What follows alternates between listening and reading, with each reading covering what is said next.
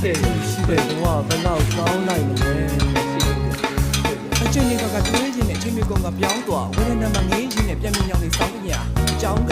ရှင်းကုန်တဲ့ဒိတ်ထင်းနဲ့ခေါင်းစာဘယ်လိုပုံစံမိန်းကလေးလဲထိန်းရတဲ့အာယုန်တွေကလွတ်နေပြီးဆွဲလန်းတဲ့တရံလူချစ်တွေသည်ငါ့ဘဝအလျှောက်ခံစားချက်တွေဖြစ်တည်ခဲ့လူတွေပြောမကောင်းဘူးလေချစ်တည်ပဲဝေတော့ဘာဘူးမိန်းကလေးတယောက်ကိုတွေ့ရှိပြီးရတော့ငါဟာပင်လည်းပြတော့နဲ့ပြကူဘယ်အခါမှမသိချင်တော့ပါဘူးသူတယောက်ကိုတွေ့ရှိပြီးရတော့နဲ့သမီးတယောက်နဲ့ပြီးမြောက်လာပေါက်မိထားတောက်ရတဲ့အချင်းရောက်ခဲ့တနေ့နေ့တော့နီးလောက်ရဲ့ညော်လေးချင်းရောင်းမယ်